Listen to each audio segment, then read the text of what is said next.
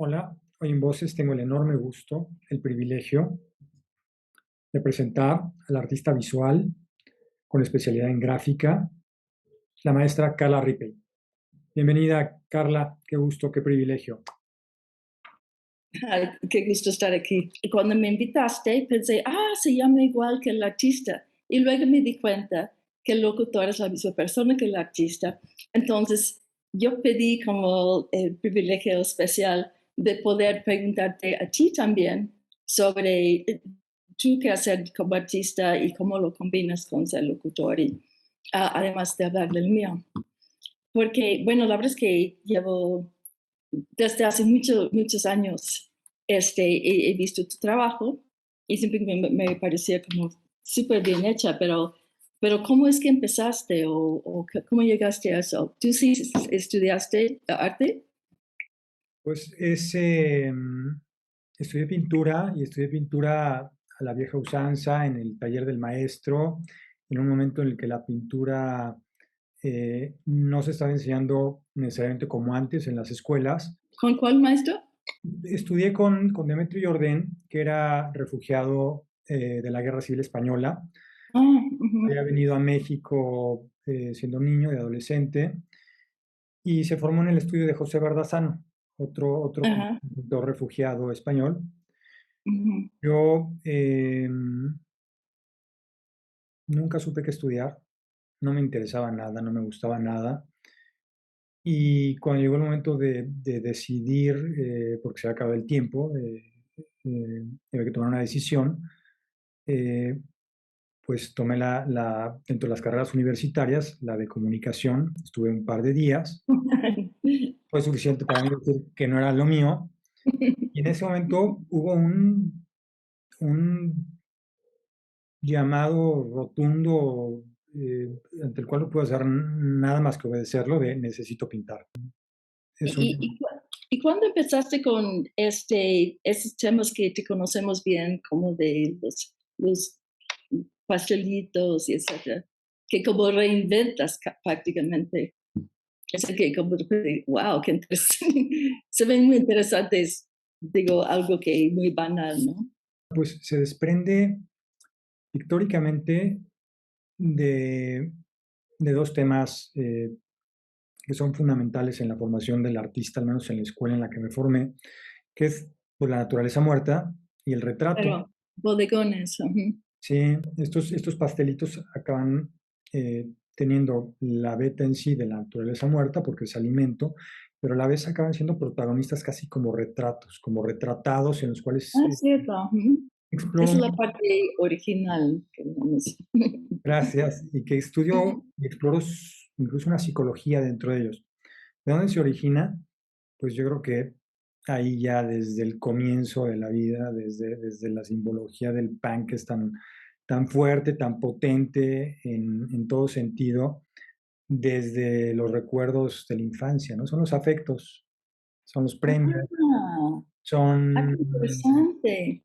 gracias, Entonces, como un viaje a la infancia, pintar pues eso. va desde ahí a posteriormente también la carga innegable religiosa que en algún momento cae con ese peso y con esa contundencia en todo sentido, ¿no? Tanto lo más maravilloso y que trasciende incluso la religión, que es el poder compartir el pan con otro, a la simbología bíblica. Pues ¿No? tienen toda una parte simbólica también.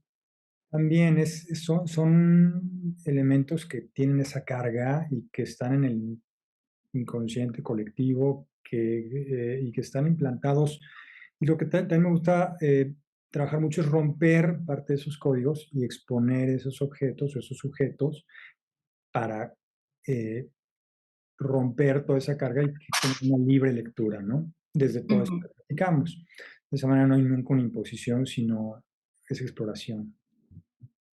Oye, y las pinturas, que son dibujos o grabados que tienes atrás. Son A ver, dibujos, cuéntame de esos. son Sí, dibujos, son son dibujos. sketches con lápiz grafito y papel revolución, que es este papel, pues muy Sí, papel. entonces, entonces es obra tuya. esa obra mía. Ah, sí, porque se ve, tiene toda esta cuestión clásica, como, y pasa por el color del papel revolución, se ven como ya como grabados de hace 2 siglos. Pues tienen esa inmediatez de esa Ujú, descarga inmediata, y que también, pues, provienen desde el ejecutar rápido el movimiento de una figura cuando uno está estudiando, a hacer un ujú. boceto inmediato de una composición más elaborada, o el captar algo, ¿no? El retener un rostro, una imagen. Intrigan porque no se pueden ver bien, no hay una buena lectura, pero se ve que hay algo, ¿no? Y además hay algo muy coherente, así, o completo ahí atrás. ¿Sabes, Carla? En Que fin. hay esa, como dices, también esa cuestión temperamental y ya de carácter propio. Me preguntabas por los pastelitos y la comida. Cuando pintas del natural, como en mi caso, y que es decir, partes de esa fascinación que es la luz y cómo la luz genera esas atmósferas, esos ambientes y todo lo que proviene y tiene efecto de ello, el color, las calidades, todas estas vibraciones, tienes que ser muy rápido, porque por bueno, los pescados huelen, ¿no? En un momento, Entonces, siempre dibujos del natural, son del de lo natural. que ves, de las cosas físicas enfrente. Ah, y eso sí, eso ya casi no se hace. Incluso es el opuesto a cómo trabajo yo. ¿Pero te Sí, consideras autodidacta o eres nomás como de la gente que tiene una escuela no distinta a lo pues convencional? yo le agradezco realmente a mis maestros y particularmente a Jordan porque me dio me compartió esa enseñanza, más allá de trucos o de, eh, mañas o de vicios para Ujú. resolver algo, me, me, me enseñó a ver, Ah, sí, aquí bien. entender, entender la atmósfera, entender el ambiente, llegar al Pues realismo desde lo abstracto, desde las escalas tonales. sí, como aprendes sobre la estructura de las cosas un poco, chance. Pues sí, A diferencia de ver una foto y está todo plano, es muy distinto trabajar de sí, algo como el entendimiento tridimensional. desde lo tonal, desde esas gamas, y que desde ahí se desprende el poder ejecutar y resolver y el poder comunicarte, ¿no? Sin esa parte me resultaba previamente muy frustrante el querer hacer algo y no llegar, y no lograrlo, y no poder como conseguir eso que quería. Evidentemente nunca llegas a eso y nunca lo consigues, y siempre la mente va más allá que la técnica y que uno mismo, ¿no? Oye, ¿tenías una expo en Monal? ¿Todavía está? He Un hecho poco piezas moda. mías ahorita en la Oh, exposición del 40 aniversario del Museo Nacional. Hay ah, de alimento, piezas más sí, en tradicionales. ese contexto. Aquí bien. Y son te decía, temperamento, soy muy impaciente. Todo lo resolvía en una sesión. ¿Por qué? Porque se me echaba a perder los alimentos, o se descomponían, o cambiaban, o cambiaban de color, se descomponían. Lo mismo estos bocetos. Y me compartías que tú, al contrario, tomas tiempo. Ah, sí, luego tengo Sí. dibujos que me han tardado como un mes o más en resolver. A ver, creo que tengo. mm, no lo puedes ver, estoy en el camino. Este asteroide, por ejemplo. Estuve un mes trabajando. Bueno, es interesante porque vi tu programa sobre autodidactas y, y lo interesante es que cada quien tiene una idea distinta que es ser autodidacta, pero básicamente lo que tienen en común es que no tuvieron no como hicieron 4 años de escuela de arte haciendo exactamente lo que decidieron hacer después. Pero yo soy otro tipo de autodidacta. Porque yo, al contrario de ti, am, como mi mundo visual siempre eran como empresas, cosas empresas y impresos. Y eso creo que también es una especie de tradición también, desde que bueno, yo creo que como el siglo XX es que es como el siglo de collage, chance, el siglo del impreso. Y el siglo XXI ya es el siglo de lo virtual, ¿no? Y hasta yo muchas de mis imágenes las saco del mundo virtual y no de cosas impresas. Incluso, bueno, pero empezó como ya en el siglo XIX esta tradición de ser como libros recortes. Fui a una escuela, una universidad experimental, entonces realmente no tenía que dedicarme a nada en particular. Más bien era como un proceso de ver el mundo, empezar a pensar y además hice mi tesis sobre la intersección entre el arte y la política, o lo político más bien. Pero siempre como desde niña dibujaba y dibujaba, siempre tenía ese como afán de hacer, de pues plasmar cosas. Y mi papá era fotógrafo, fotoperiodista, escribía muy bien también, y mi mamá estuvo dedicada a la literatura. Hasta le dieron su doctorado en literatura a los 60 años, yendo a usar las imágenes como para crear metáforas por medio de una narrativa, o recortes y juxtaposición, que son como recursos fotográficos, pero lo más común es que trabajo de imágenes fotográficas. Y, y es interesante porque durante mucho tiempo eso fue muy mal visto. Yo rara vez tomo mis fotos, en general las robo. Es decir, que afortunadamente en los 80 inventaron este concepto de apropiación. Entonces ya, ay no, ya no es robo, es apropiación. Y digamos, en ese momento en el cual se veía mal que trabajaras de esa manera, ¿te generaba, te generaba una especie de culpa?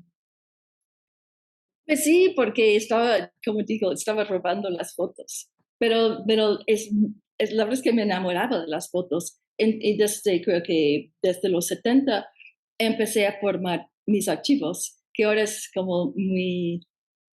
muy de moda tener archivos y trabajar de archivos, pero desde ese entonces siempre como coleccionaba fotos, veía una foto que me producía cierto eco y entonces, y luego empezaba como combinarlos y ver la secuencia. Y bueno, les voy a enseñar unos ejemplos bueno, he hecho mucho dibujo, pero lo que es más fácil en este contexto enseñar son como libros de artista, que también hago mucho. Por ejemplo, hace mucho en la Lagunilla encontré este no es el original, pero esta fue una fotografía de un peregrinaje que fue esta, con muy buena resolución. Entonces lo escaneé, porque ahora siempre trabajo también con escaneo y Photoshop, que obviamente no lo hacía cuando no existían, pero uno tiene que ir avanzando con el tiempo. Pero lo que me interesaba era ver todos los individuos, todas las personas que formaban parte de esa peregrinación. Como toda una serie de individuos, ¿no? Me gustan muchos de esos muchachos ahí en medio, por ejemplo. Entonces, como que en lo que era una foto de como una muchedumbre, ¿no? Saqué las personas que formaban parte de esa situación. Mira, es larguísimo. Qué maravilla.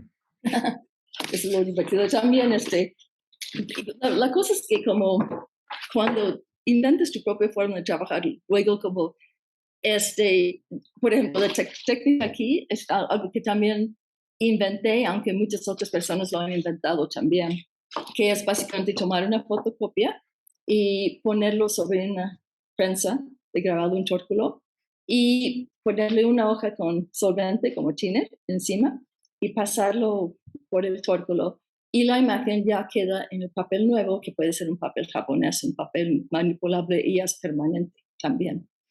Y también luego trabajo con cajas, por ejemplo, de esta caja. Ujú. Este se llama El Abismo. A ver, no sé si lo pueden ver bien. Sí, sí.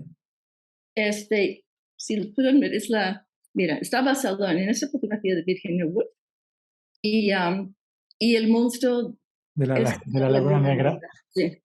Entonces ya había hecho un dibujo, esto se basó en un dibujo que hice yo, de Virginia Woolf con el monstruo saliendo de su cabeza, porque como ya sabes tenía broncas, episodios psicóticos durante su vida.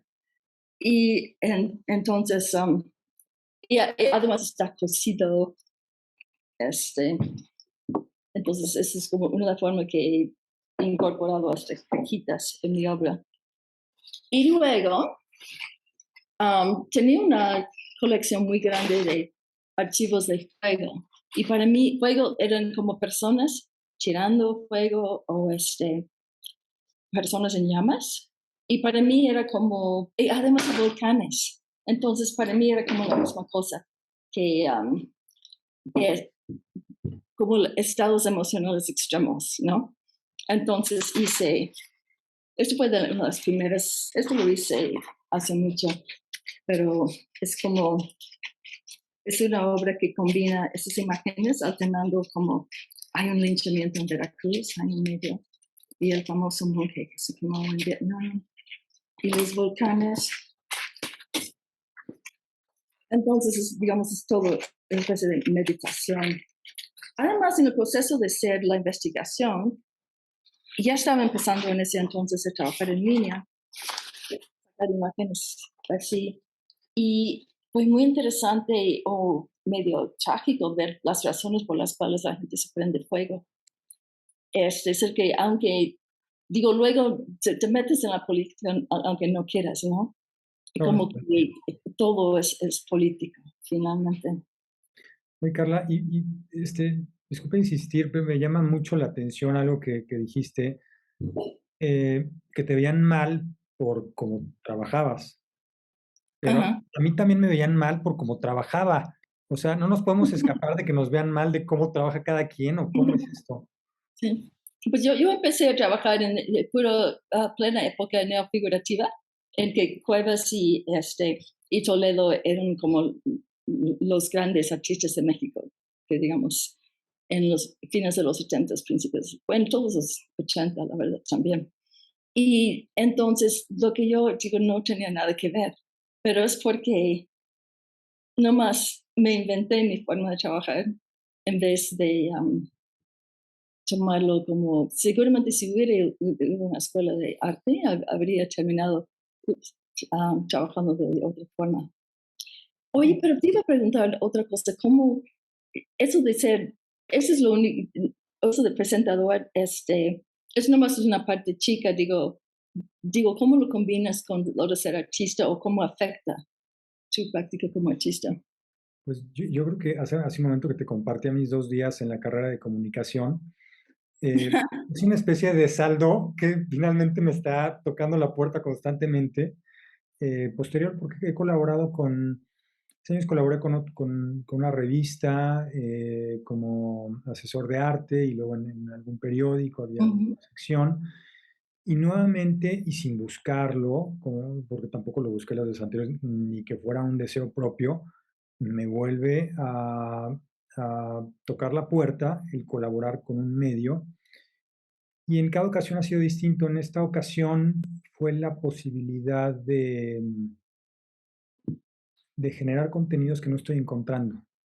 Vaya, Ah, a mí me encantaría, qué bien. más allá Ujú, de conocer y de saber las muchas entrevistas que has ujú, tenido, me encantaría encontrar y escuchar una conversación contigo.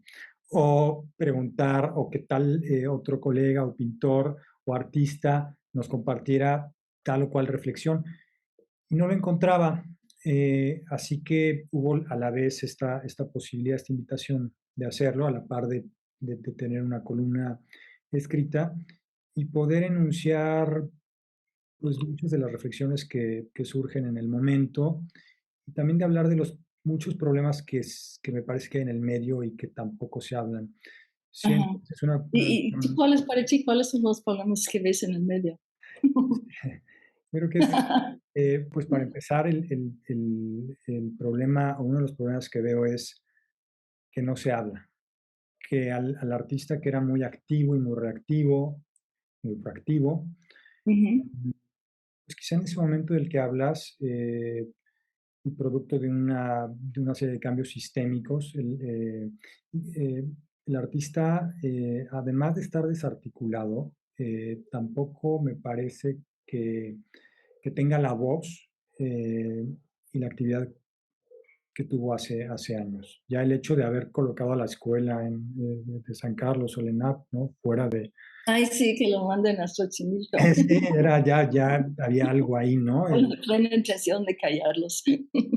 Y posteriormente, bueno, pues cantidad de situaciones que ha silenciado mucho del medio. Eso creo que es una pena. La cuestión de la crítica tampoco también ha pasado eh, por un Pues sí, deterioro. luego dicen que ya no hay críticos, nomás hay curadores. Sí, y también la cuestión del mercado, la cuestión de los curadores, toda la dinámica también correspondiente a todo este periodo que platicábamos y en lo que se ha convertido o en lo que han querido redefinir o en lo que nos quieren comunicar, que es el arte,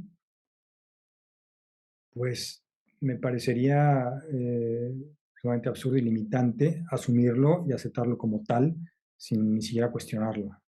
Y va de la mano incluso de lo que comentabas de la enseñanza, ¿no? Si hubiera ido a la escuela, pues entonces quizá estaría haciendo lo que estaban haciendo, pero ¿qué acaso se trata de eso? O sea, ya el hecho de poder platicarlo, enunciarlo, dialogarlo, es que además de ello, no se habla poco y se analiza poco y se discute poco.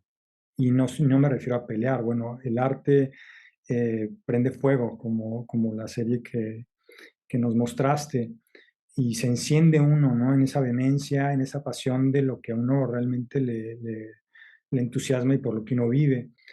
Pero más allá de esa pasión surge la posibilidad de intercambiar y de aprender, ¿no? De escuchar al otro, de escuchar esa otra visión, porque uno, uno está cuestionándose todo el tiempo, ya no nada más en técnica, en temática, en lo que uno hace, sino también en lo que uno piensa, en lo que uno cree.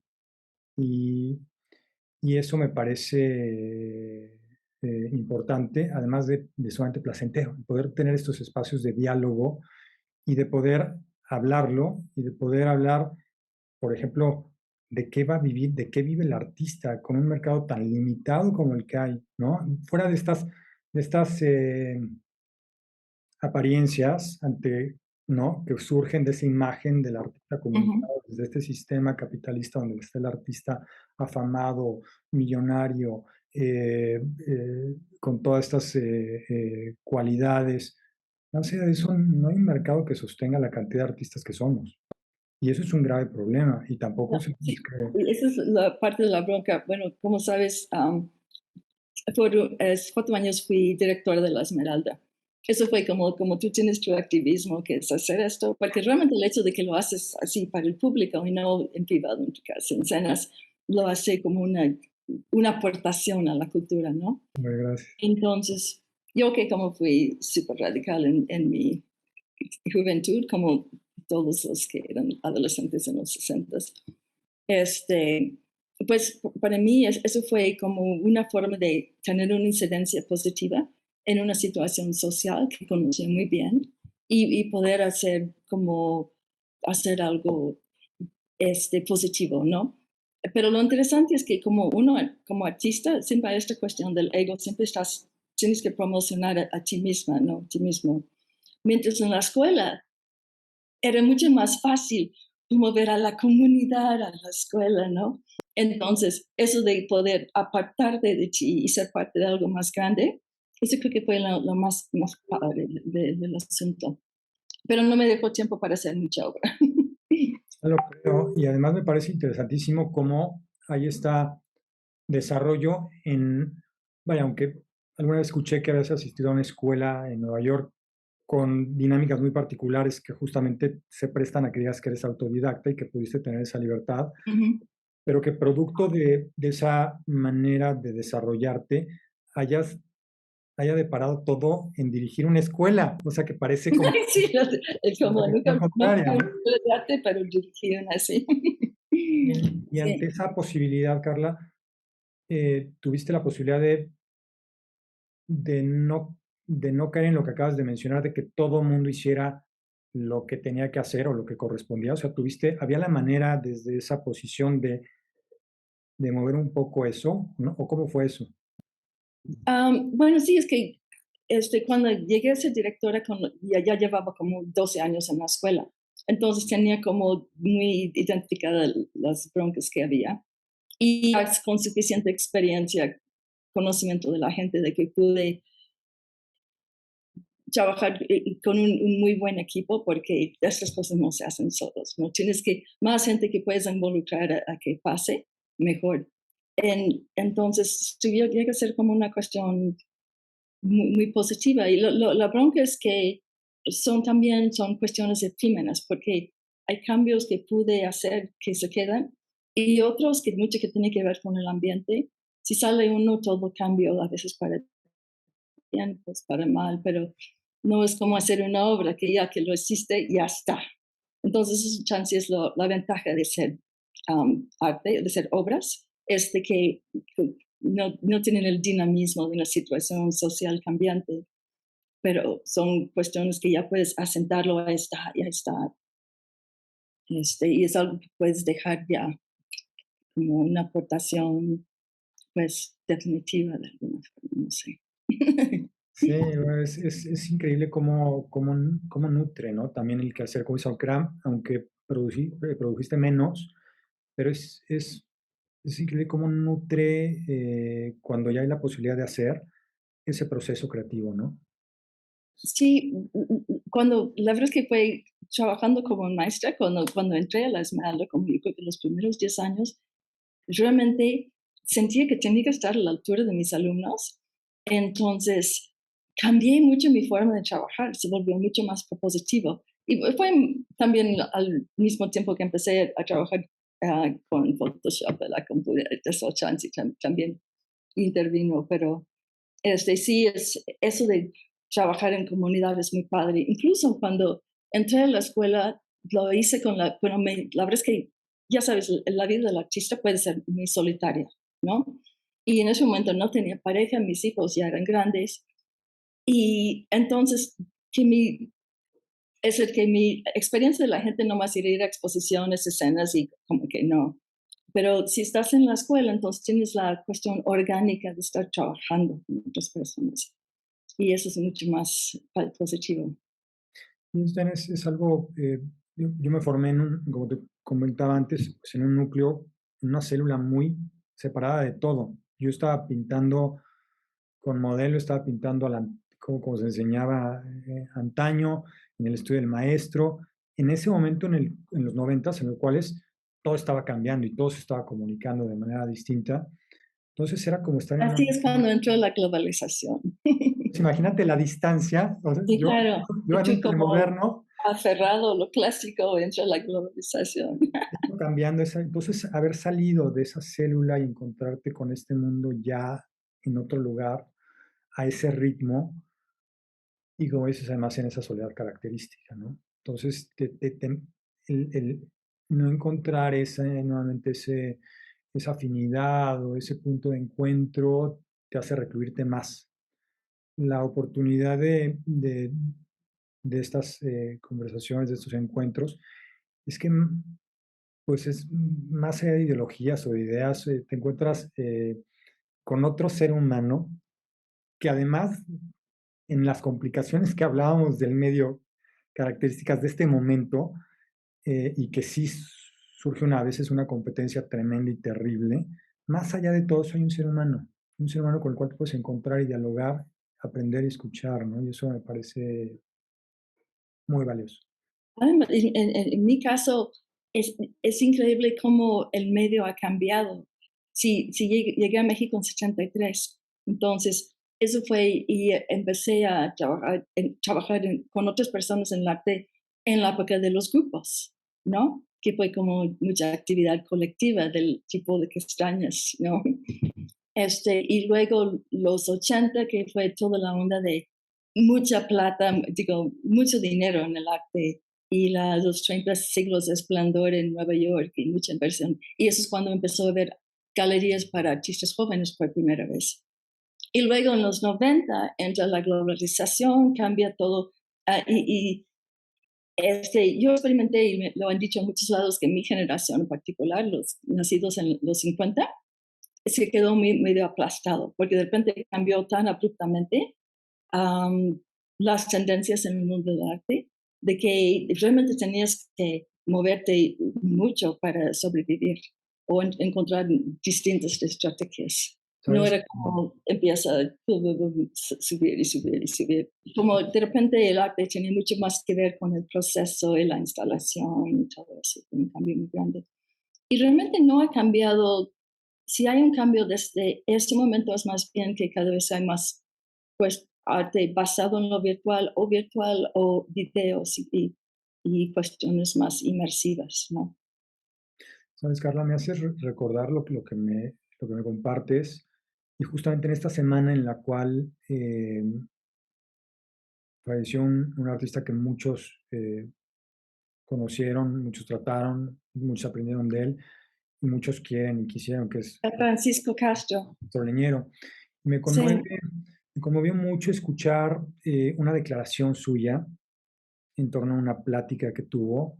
Eh, Decía algo parafraseando, pero era algo así como, parecía que éramos la última generación que tenía el destino en nuestras manos.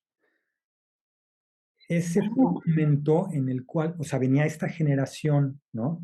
Consecuente de una dinámica conocida y ante el cual, como se implantó una globalización y todo cambió y todos esos artistas que eran y que son, porque la mayoría viven, eh, muy interesantes, con una trayectoria muy seria, y que finalmente fueron desplazados y que no han tenido posibilidad de retomar, de recobrar ni un mercado, ni un escenario, ni una visibilidad.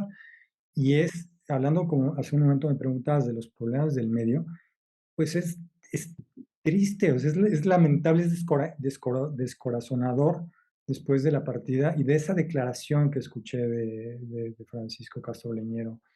y sí, qué bueno que mencionaste a Francisco, pues creo que fue de las personas más queridas del mundo del arte. Y además de ser un excelente artista, era como un excelente ser humano. Es que no puedo pensar en otra persona que tenga así tanto, que es tan querido por tantos y tan respetados. Es una gran pérdida. Que son artistas que tuvieron exposiciones en los museos más importantes en su momento y que tenían una especie de mercado andando y como dices, habían galerías que les prestaban atención. ¿Y qué pasó con eso? Es chistoso porque cuando llegué a México, todavía estábamos en esto de la generación de, bueno, pintores, una serie de pintores que hicieron de mucho dinero con su obra. Entonces todos pensábamos, va a ser así. Pero claro, no. Y además de su generación eran pocos, seguramente. Pareciera que Es- no es lineal, ¿no? O sea, Ujú. es decir, o pareciera que es lineal, Uno de joven supone que va a ser lineal, ¿no? ¿crees? Que, pero no, tienes que reinventarte todo el tiempo.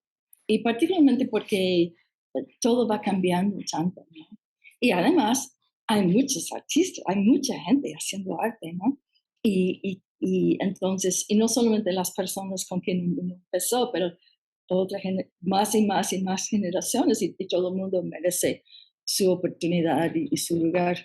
Entonces creo que uno tiene que ser un poco así como filosófico en ese sentido, de que buscas hacer algo, aportar algo valioso, sin preocuparte tanto por quién está arriba, quién está abajo. Incluso con mi experiencia con artistas que sí son ambiciosos, me he fijado de que aunque yo los veo como súper exitosos, ellos siempre están viendo quién está arriba, que tiene más éxito que ellos, y es ellos porque en general son hombres.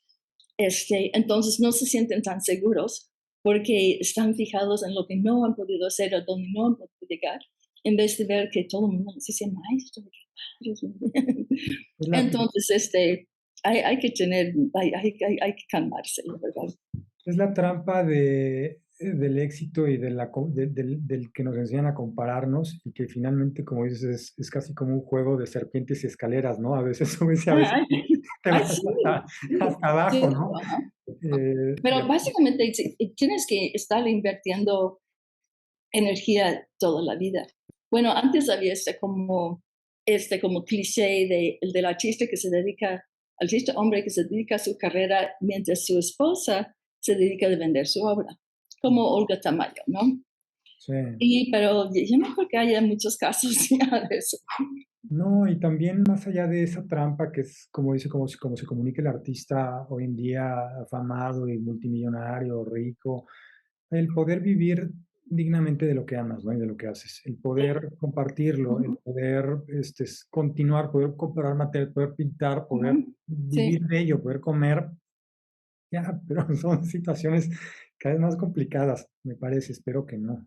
Am, lo que cuando uno ve a México históricamente, da la idea de que como en los años 20 y 30 había como, ah, muchos como creativos de distintas, como músicos trabajando con pintores, trabajando con, gente de teatro y como que había mucho trabajo como colaborativa de ese tipo, ¿no?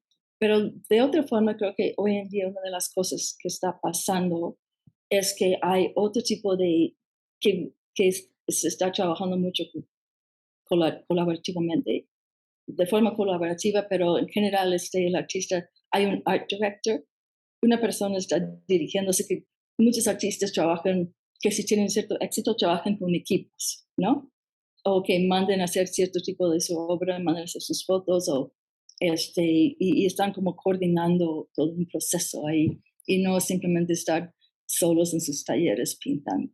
Y la realidad también es que aunque uno es ermitaño y trabaja solo y está ahí metido toda la vida haciendo lo que a uno le gusta, la realidad también es que de ese quehacer se desprende una cadena económica donde está pues el que hace los bastidores, el que las telas, el Ujú. que hace colores, el que, vaya, el que registra el Ah, arte. claro. Hay toda una cadena Así, colaborativa. tienes razón.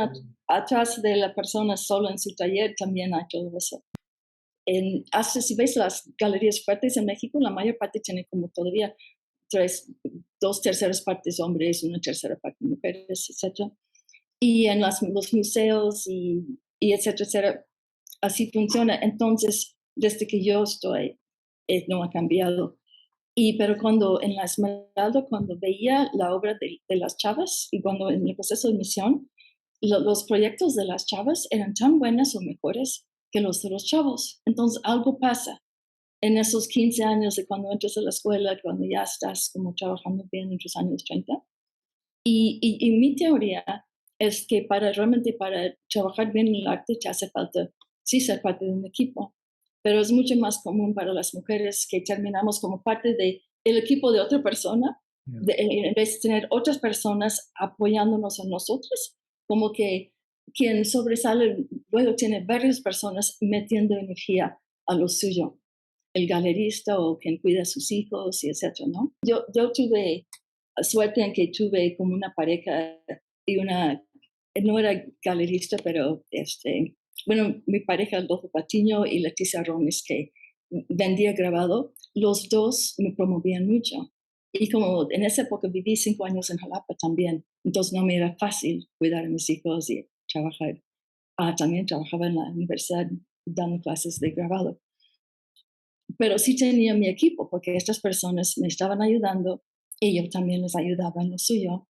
Entonces eso creo que fue mucho más fácil para mí insistir, ¿no? Trato de hacer lo que puede ser mi activismo de ahorita, es que fui parte de un equipo que empezó un blog que realmente yo lo administro, de mujeres artistas en sus talleres. Y tenemos ya como 60 entradas, más que 60 entradas. He visto algunas imágenes y algunas de las invitadas y que ya son parte del blog y pues la realidad es que sí, aunque ha cambiado algo, pues hay todo por hacer, ¿no? Y me parece que eso pues ya nada lo detiene, ¿no? Hay muchísimo que aprender de ello y nutrirse de ello, ¿no? A mí me fascina, incluso como dicen, en otro campo y en otra era, cuando surgió sin esperarlo, porque venía como complemento en algún disco de algún otro compositor, alguna obra de alguna mujer compositora como Clara Schumann o Teresa Carreño. Y es algo que nada más pudo haber hecho una mujer en ese esplendor y en esa gloria que uno queda, pero extasiado. Sí, bueno, sí, básicamente todo el mundo trabaja así. La- los creativos, la gente creativa exitosa está trabajando su propia voz, ¿no? Y obviamente si eres mujer, tu voz va a ser distinta que la de los hombres. Una vez, cuando me estaban entrevistando, me preguntaron, oye, ¿tu obra lo pudo haber hecho un hombre? Y dije, claro que no, pero tampoco otra mujer. Sí, claro. Y Carla, y por ejemplo, dentro de todas estas entrevistas que has tenido, que bueno, conozco muchas, he escuchado muchas, escritas, en video, eh, ¿hay algo que no te hayan preguntado que quieras decir? Posiblemente me han preguntado cosas que prefiero que no me pregunten. Carla, pues qué privilegio, qué gusto. Muchas Pues gracias igualmente. Y por gracias a ti.